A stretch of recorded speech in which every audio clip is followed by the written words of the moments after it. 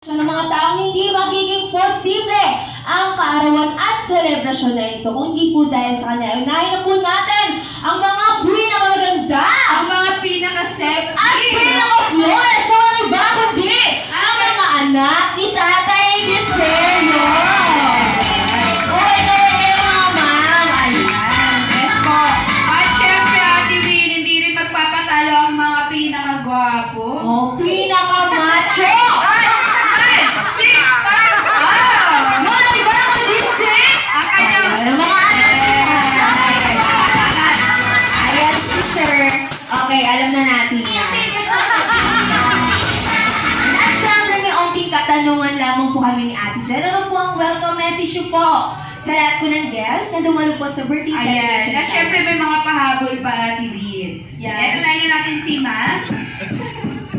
Una-una sa lahat po, thank you po na umabot sa 83 tatay ko. And then, thank you po po mga family. Salamat po. Ayan, thank you so much, Mom. Isang mga sapalakpakan.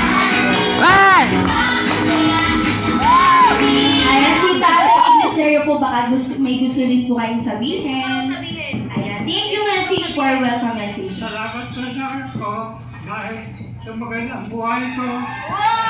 Ay!